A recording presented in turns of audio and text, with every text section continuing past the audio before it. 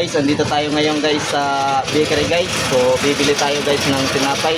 So, dahil nandun si Kabarber sa friend niya, sa kaibigan niya sa cellphone.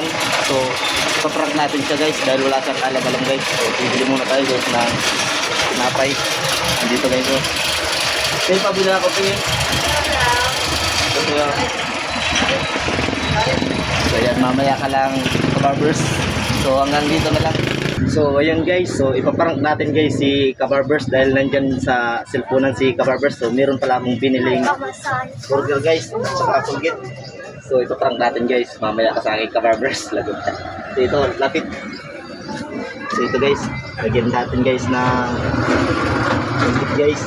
Yan, papakain natin mamaya kay Kabarbers. Yan. Yan.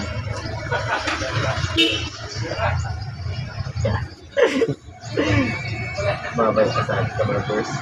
Yan. Yan. Tapos, ito yung gagawin nating soft drinks kay Kabarbers. Ito. Yan. Dahil wala pang snack si Kabarbers kasi katapos niya lang magupit. So, ito ibibigay natin sa kanya. So, Kabarbs!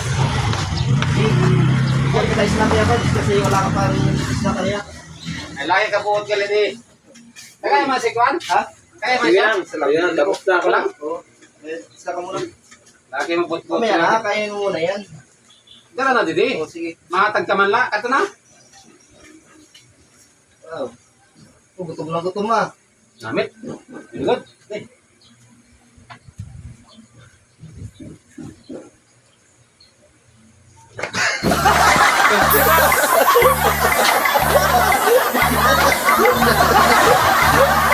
So guys, so success pala yung prank ko kay Kabarbers guys. Ano masabi mo? Laki na nga. Palukon yung laki na ati kinagutom na kita. Dahil ito na yun mo. Ha? Toyo. Tao yung manito. Palukon ka laki.